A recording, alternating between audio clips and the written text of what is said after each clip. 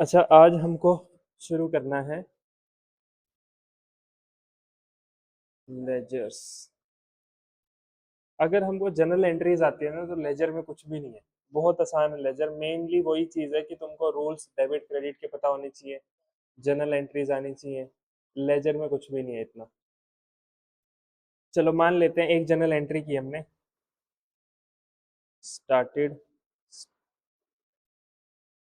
Business with cash ₹50,000। इसकी general entry क्या होगी? कैश अकाउंट डेबिट हो जाएगा टू कैपिटल अकाउंट। ये एंट्री हो जाएगी 50,000 रुपये से। Being business started with cash या कैपिटल इंट्रोड्यूस्ड, कुछ भी लिख देंगे नरेशन में। ये हो गया। ये इसकी जनरल एंट्री थी। ठीक है। हमको क्या करना होता है, जब हम सारी जनरल एंट्रीज कर लेते हैं उसके बाद सारी जनरल एंट्रीज को क्या करते हैं, हम लेजर में पोस्ट करते हैं एक एक करके। एंट्रीज को लेजर में पोस्ट करना होता है, इसको बोलते हैं posting of journal entry into ledger. Ledger में जनरल एंट्रीज की पोस्टिंग करनी होती है हमको। हमको क्या करना है? अच्छा, हमने अकाउंटिंग का प्रोसेस किया था। यहाँ पे आते हैं एक बार। अकाउंटिंग का प्रोसेस, इसमें क्या था? सबसे पहले हम ट्रांजैक्शन को क्या करते हैं, रिकॉर्ड करते हैं। रिकॉर्ड कहाँ करते हैं? या तो जनरल एंट्रीज में या फिर हम करते हैं सब्सिडरी बुक्स में। तो जनरल एंट्रीज तो हमने कर ली, सब्सिडरी बुक्स अभी नहीं बनानी सीखी हमने। जनरल एंट्री के बाद क्या होता है, ये वाली एंट्री हमको पोस्ट करनी होती है लेजर में। लेजर में पोस्ट करने का मतलब क्या है कि हम जनरल एंट्रीज तो मिक्सअप करके कर रहे हैं। पहले कैश टू कैपिटल कर दी, फिर परचेज टू कैश कर दी, कैश टू सेल्स कर दी, किसी को पेमेंट कर दी, रिसीव कर ली, लोन ले लिया, पे कर दिया, रेंट पे कर दिया, सैलरी पे कर दी। ये सब कुछ हम मिक्सअप में चल रहा है। जो जिस दिन ट्रांजेक्शन होगी वो उस दिन रिकॉर्ड हो जाएगी। अगले दिन जरूरी नहीं है सेम ही ट्रांजेक्शन रिकॉर्ड होगी, कोई अगले दिन कुछ और हुई तो वो अगले दिन रिकॉर्ड हो जाएगी। तो यहाँ पे ना मिक्सअप होके चल रहा है सब कुछ। लेजर में हम क्या करते हैं, सारी की सारी ट्रांजेक्शन्स को उनके नाम अलग अलग चीजें निकाल लेते हैं उसमें। जैसे कैश की जितनी भी ट्रांजेक्शन है उन सबको उठा के एक जगह लिख देंगे। परचेज की जितनी भी है उनको उठा के एक जगह लिख देंगे, सेल वाली एक जगह लिख देंगे, सैलरी वाली एक जगह, रेंट वाली एक जगह, डिस्काउंट वाली एक जगह। तो हम क्या कर रहे हैं, सारी ट्रांजेक्शन जो हमने मिक्सअप की हुई है उसको क्लासीफाई कर रहे हैं।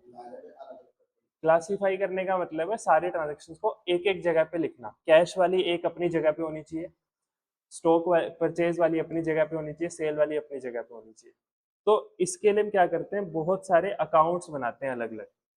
कैश की जितनी भी ट्रांजेक्शन होंगी वो कैश अकाउंट में आएंगी।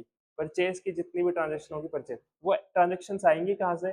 वो आएंगी जनरल एंट्रीज में से। कि जनरल एंट्री में हम एक एक करके जितनी कैश की दिखेंगी कैश अकाउंट में डाल देंगे, जितनी बैंक की दिखेगी बैंक अकाउंट में, कैपिटल की दिखेगी कैपिटल अकाउंट में। तो इसलिए बनाते हैं लेजर, ताकि हम क्या करें, सारी सारी ट्रांजेक्शन को क्लासीफाई कर पाए। ठीक है। अलग अलग जगह पे लिख दिया। फिर अलग अलग जगह पे लिखने के बाद ना सबका अलग अलग हिसाब लगा लेता हूँ मैं कि कैश जो मैंने लिखा है, कैश मेरे पास कितना आया, कितना गया, फिर कैश कितना बैलेंस बच गया, बैंक कितना आया कितना गया, बैंक कितना बैलेंस बच गया। अलग अलग कैपिटल कितनी थी शुरू में, कैसे बढ़ी कैसे कम हुई, वो अलग से लिख देंगे। सेल्स कितने की हुई, परचेज कितने की हुई, सबके हम क्या निकाल लेते हैं फिर, बैलेंसेस निकाल लेते हैं। ये बैलेंसेस कितने बचे हुए हैं और वो बैलेंसेस हम उठा के एक जगह पे लिख देते हैं ट्रायल बैलेंस में। ठीक है। तो लेजर हम बनाएंगे, लेजर से एक चीज हमारी निकल के आएगी, वो क्या होगा, बैलेंस उसका। और वो बैलेंस हम कहाँ पे लिख देंगे फिर, ट्रायल बैलेंस में। और इन्हीं बैलेंसेस को यूज करके फिर हम फाइनल अकाउंट बनाते हैं। ठीक है। तो धीरे धीरे करके तुमको सारा समझ में आ जाएगा कि इसके बाद ये क्यों हो रहा है, ये क्यों हो रहा है। तो लेजर मान के चलो एक तरह से जो हमारी मेन अकाउंटिंग जो शुरू होती है ना, वो यहाँ से शुरू होती है लेजर से। इससे पहले वाला जो काम है उसको हम बोलते हैं बुक कीपिंग। वो एंट्रीज करने का काम है, वो बुक कीपिंग में आता है। जो अकाउंटिंग हमारी शुरू होती है वो यहाँ से शुरू होती है। लेजर को हम प्रिंसिपल बुक्स ऑफ अकाउंट भी बोलते हैं। ये था बुक्स ऑफ ओरिजिनल एंट्री या सब्सिडरी बुक्स हैं ये हमारी। लेजर को हम क्या बोलते हैं, प्रिंसिपल बुक्स ऑफ अकाउंट। ये हमारी प्रिंसिपल बुक्स है, मतलब मेन बुक्स हैं ये हमारी। चलो एक बार थोड़ा सा थ्योरी वाला पार्ट है इसमें, वो देख लेते हैं। कहाँ गया?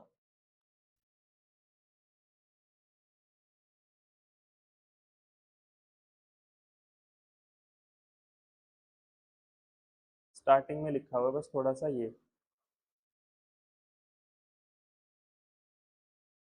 लेजर क्या होता है? Ledger is known as principal books of account. ठीक है। उसके बाद processing of transferring journal entry into account, हमको क्या करना है?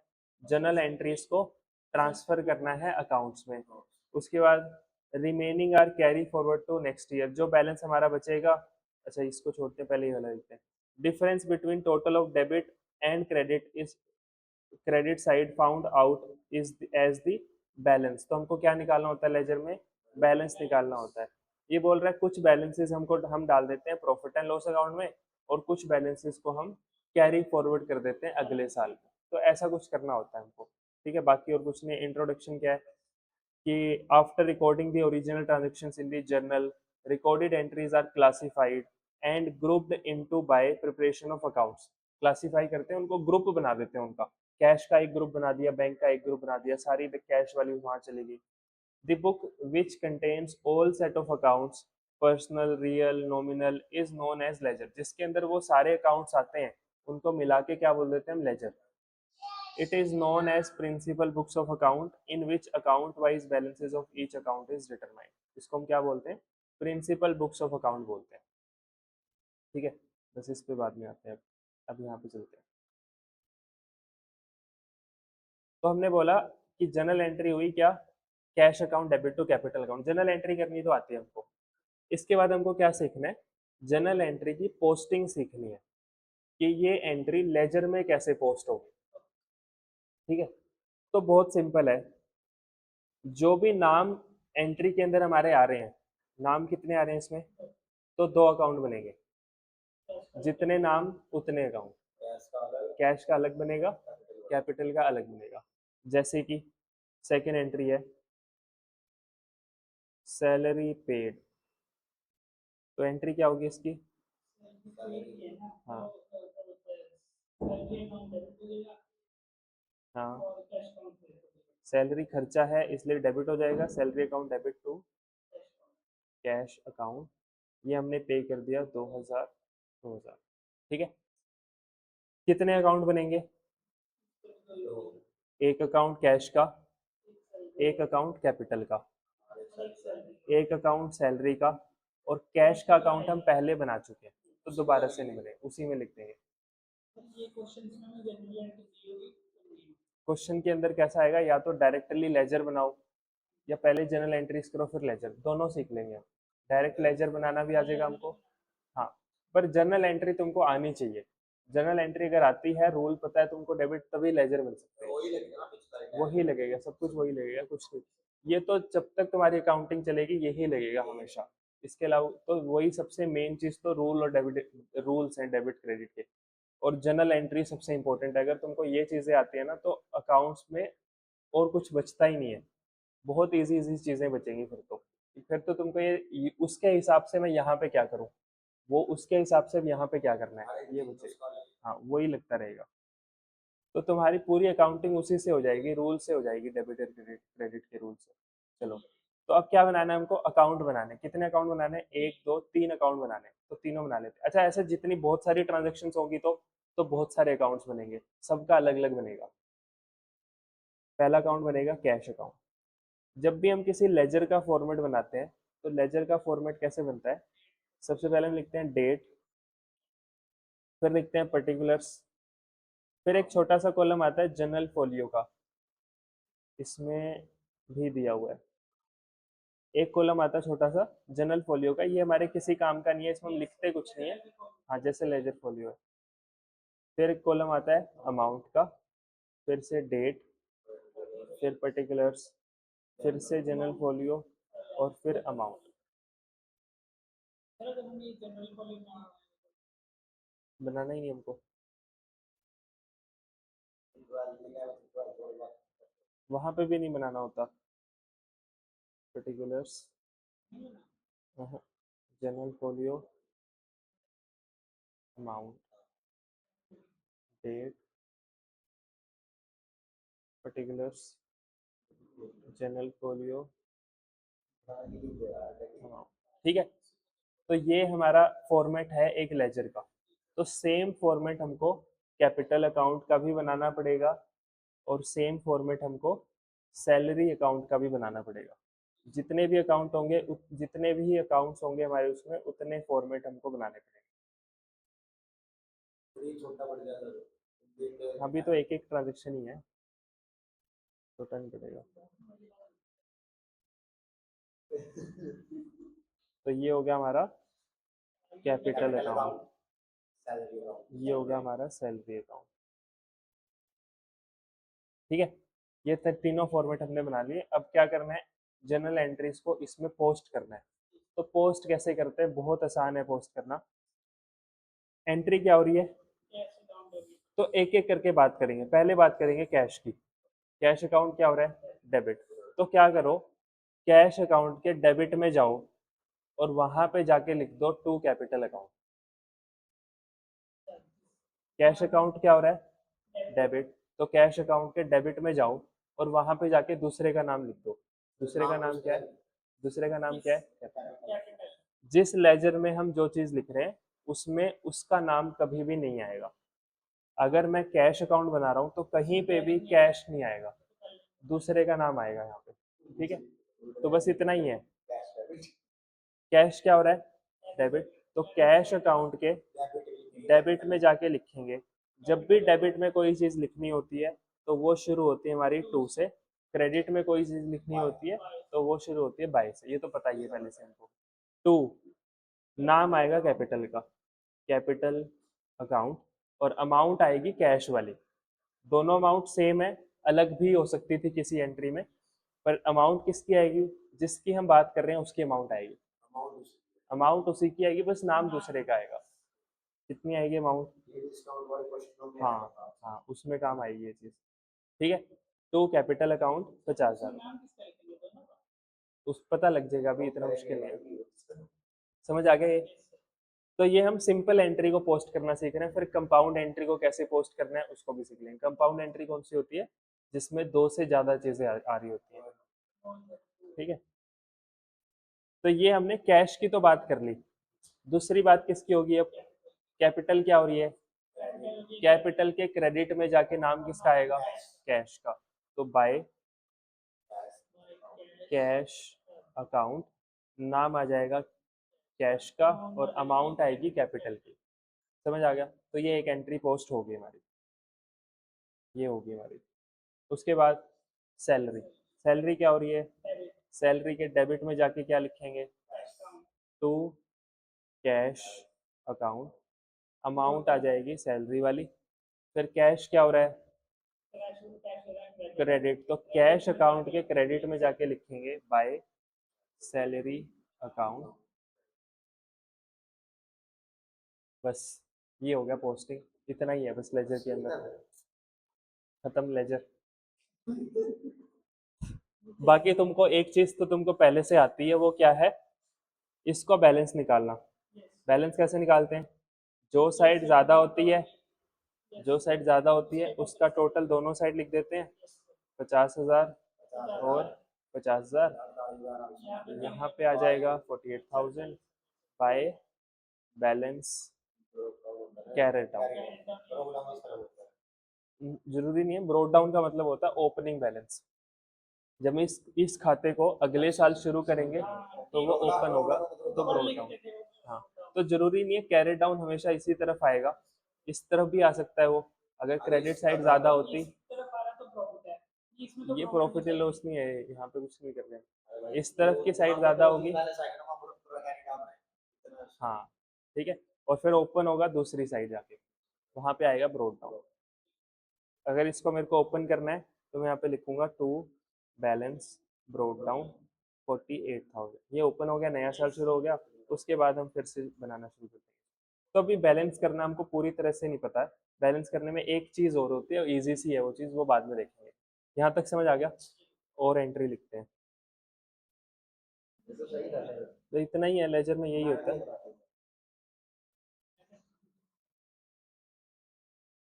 अब हमने किया, मान लेते हैं हमने गुड्स परचेज किए हैं कैश में, और हमको कैश डिस्काउंट भी मिला है, मान लेते हैं 2,000 रुपये का। तो हमने एंट्री की third, purchased goods for ₹5,000 at 2% cash discount. हमारी उतनी कैपिटल नहीं है ना, इसलिए नहीं खरीद रहे अभी हम, उधार में खरीदेंगे। तो हमने 5,000 के गुड्स खरीद लिए, 2% का कैश डिस्काउंट मिल गया हमको, तो एंट्री क्या होगी?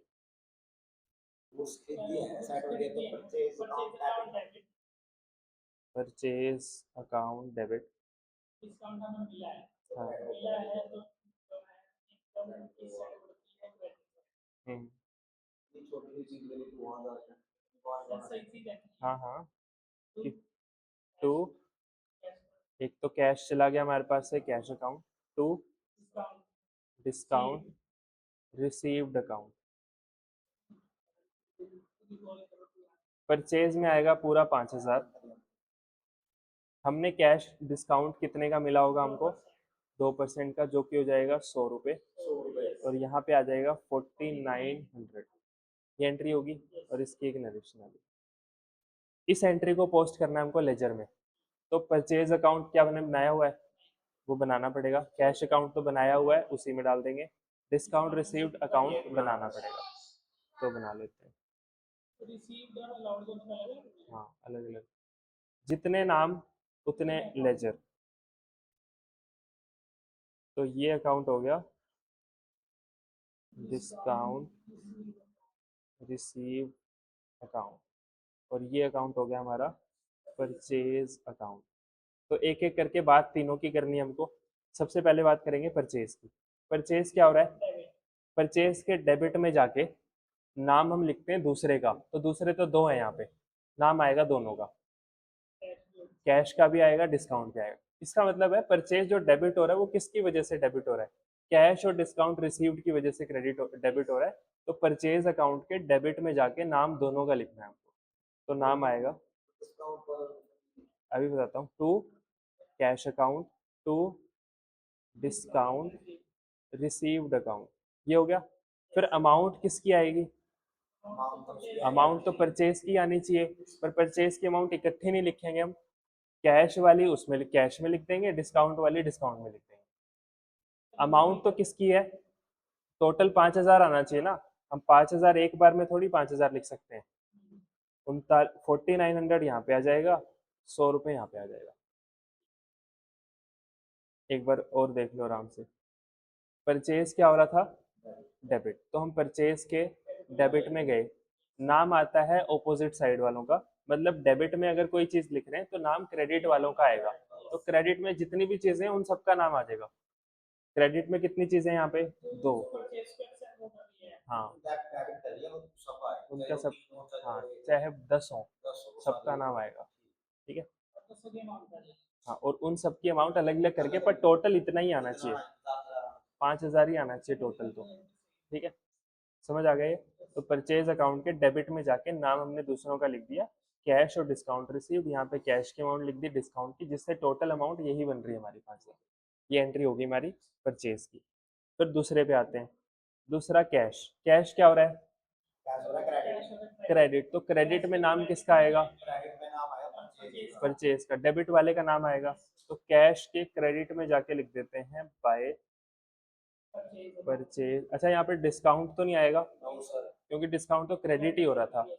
क्रेडिट में क्रेडिट वाले का नाम नहीं आता, डेबिट वाले का। अमाउंट किसकी आएगी? अमाउंट आएगी कैश वाली, तो 4900। ये हो गया। ये होगी हमारी बात कैश की। फिर डिस्काउंट रिसीव, डिस्काउंट रिसीव्ड हो रहा है क्रेडिट, तो डिस्काउंट रिसीव के क्रेडिट में जाके लिखेंगे बाय परचेज अकाउंट, और अमाउंट किसकी आएगी? डिस्काउंट की, बस। ठीक है, ये कंपाउंड एंट्री ऐसे पोस्ट होती है। तो इतना ही है बस, रूल तो वही है कि जिस अकाउंट, जो अकाउंट डेबिट हो रहा है उसके डेबिट में जाके दूसरों का नाम लिख दो, अमाउंट उसकी ही आएगी।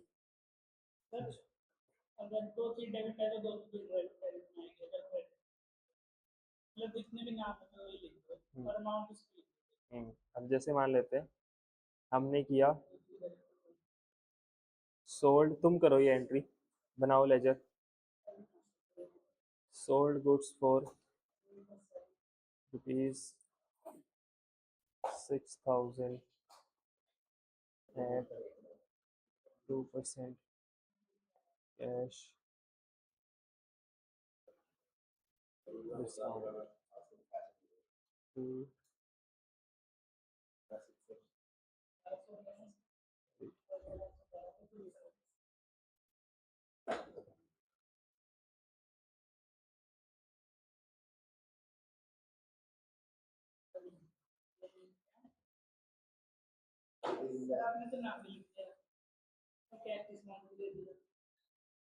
तो कैश की जगह हरी का नाम आ गया ना, हरी कौन सा बनेगा उसमें? हरी हरी का नहीं बनेगा सर। सर हरी तो क्रेडिट करेंगे, क्रेडिट कर ये तो हमारा फेवरेट है। इसमें क्या लिखा हुआ है? सेल अकाउंट बनेगा ना, सोल्ड 6,000 की, जिसमें कैश आएगा, तो कैश अकाउंट आएगा कि हरी अकाउंट आएगा? यहाँ पे इसमें मैंने सामान कैश में बेचा होगा या उधार में बेचा होगा? कैश में बेचा, कैश में बेचा तो कैश नहीं तो क्या रखा है सर को? नहीं मेरे को पागल नहीं किया, पर नाम से मतलब ही नहीं है जब मतलब नहीं होना चाहिए। तो जो होगा कुछ भी नहीं सही, लेकिन तो मैं आपका शो हो गया है, कैश डिस्काउंट का भी मतलब क्या होगा, कैश डिस्काउंट खरीदते हैं भाई मैं यही कैश डिस्काउंट हो गया जैसे टू सेल कैश आ गया हमारे पास।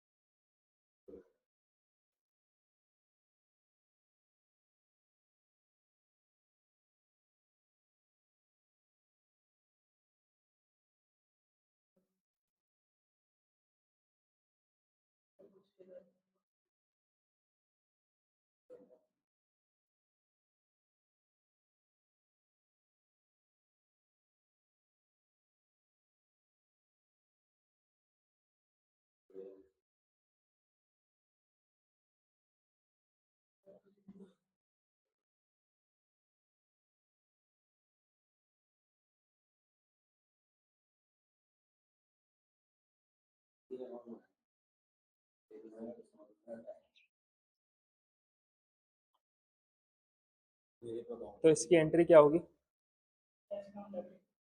कैश अकाउंट, क्योंकि हमने कैश में बेचा है तभी हमको कैश डिस्काउंट मिला है, कैश अकाउंट डेबिट।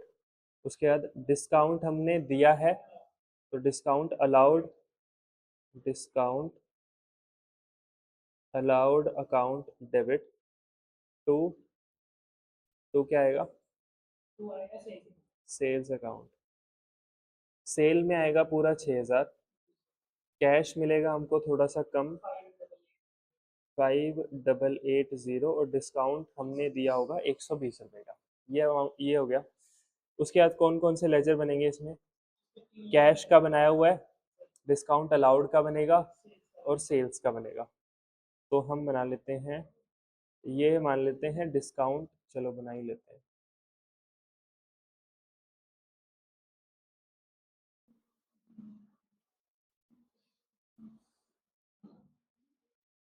ये हमारा सेल्स अकाउंट और ये है हमारा डिस्काउंट अलाउड अकाउंट। तो एक एक करके एंट्री। कैश अकाउंट डेबिट हो रहा है तो कैश के डेबिट में जाके नाम किसका आएगा? सेल्स का नाम आएगा कैश के डेबिट में जाके, टू सेल्स अकाउंट, और अमाउंट कैश वाली आएगी 5,880। तो ये तो होगी कैश की बात। डिस्काउंट अलाउड डेबिट हो रहा है तो डिस्काउंट अलाउड के डेबिट में जाके लिख देंगे to sales account, to sales account 120 रुपये। फिर सेल्स क्रेडिट हो रहा है, सेल्स के क्रेडिट में जाके नाम आएगा उन दोनों का, क्योंकि वो दोनों डेबिट हो रहे हैं। तो कैश और discount allowed by cash account by discount allowed account. यहाँ पे नाम दोनों का आएगा और अमाउंट भी दोनों के लिख के टोटल 6,000 होना चाहिए। तो 5,880 और 120 रुपये, ये हो गया हमारा, ये एंट्री भी होगी। समझ आ गया? बस इतना ही है लेजर के अंदर। बस एक चीज़ रहेगी थोड़ी सी हमारी, कि इनको बैलेंस कैसे करते हैं, और बैलेंस करते हुए हमको क्या चीज़ ये पता होनी चाहिए। बैलेंस तो वैसे ही करते हैं जैसे हम करते हैं, by balance carry down, to balance carry down, बस एक चीज़ पता होनी चाहिए, वो हम कल इसके साथ क्वेश्चंस के साथ कर लेंगे। तो कल ये चैप्टर हमारा खत्म हो जाएगा, लेजर।